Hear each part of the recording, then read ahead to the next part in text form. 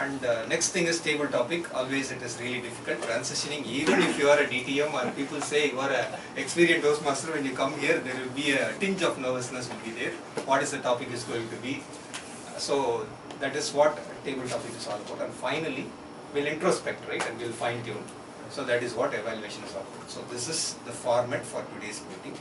So first session, inspiration. Let's hear the inspiration from person who decided I'll have 100 cycle rides for this year and finally ended up 50% of it last year. Okay. And something which you not ready to take resolution is, if you cannot make it as a routine, don't take it as a resolution. So that is what is the point. Let's have DTM Sateesh here to have management book review and get inspired from Sateesh. Thank you so much, Karthik. Good morning, Miraculous, and welcome guests.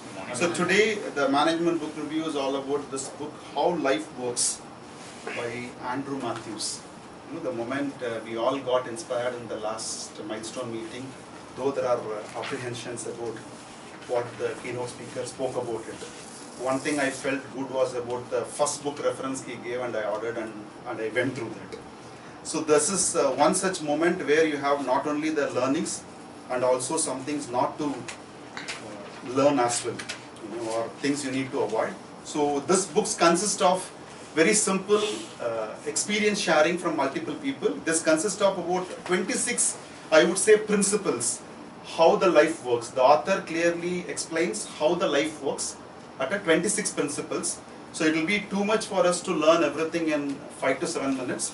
So I limited it to 4-5 principles which I felt day-to-day basis where I could relate myself and what's happening and is it really so.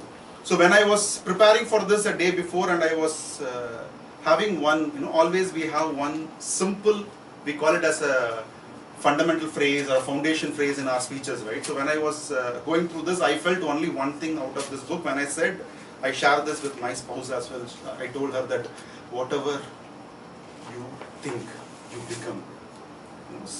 She had her usual responses. I am practicing with you for about 17 years. You are only realizing after this. That's how I see. But people think whenever we read or go through some books or learnings, right? We always think it's something we always do, right? And I know long time, but why don't do it? So that's when I see, whenever I think something is usual common, I will look for a scientific reason or look for more validation, look for is it really possible to implement it. So I take few principles from this and share with you what I felt really connecting with me. This is purely, it talks about it, he already gave a clear references in his preface that this is inspired from the books of subconscious mind thought process, The Secret and everything.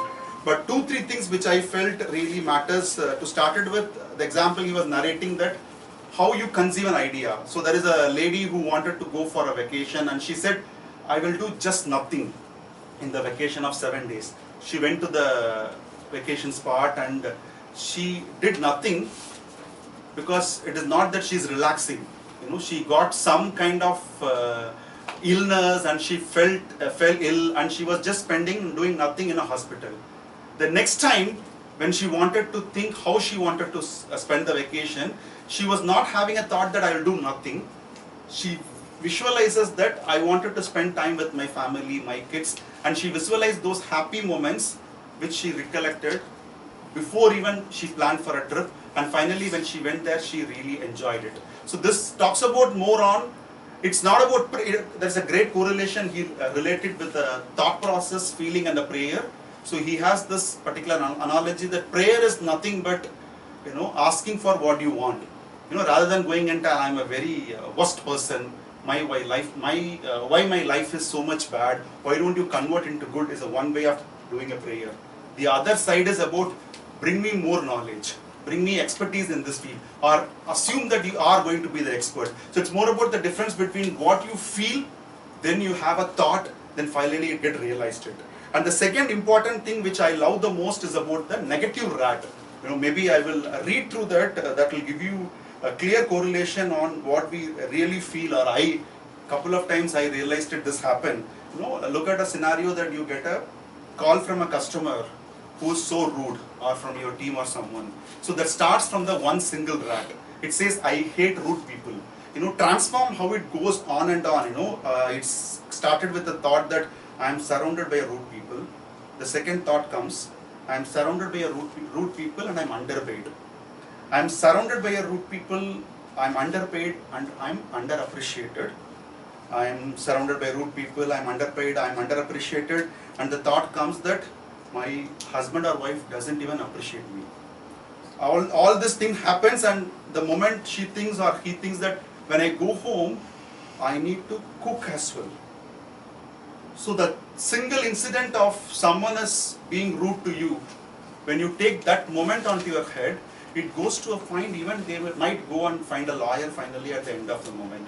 So the point is, rather than letting the rat become a plague, you kill that one rat into a conversational thought process. So always it says like the thoughts are very easy to have, and you can easily have a thought process. But this question comes, if I have to achieve something, I think and feel something, I'm already achieving it, but it is not possible for me many a times. So one of the clear example it is felt is the duration for which you have the thought process or conceiving it I want to achieve really matters. People, like what clearly many of us agreed, right?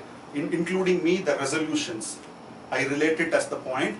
The duration in which the thoughts are being visualized and converted will have a direct correlation with the result, rather than just leaving it with 30 days or 50 days of the resolution. And also, the moment when I read this, it's okay, it's all gyan, or it's more of past thing, nobody knows about it. That's when this question, scientifically, is it really something matters? That's when he took the author called Masaru Emoto as well as the Newton's principles, what he's relating it more about.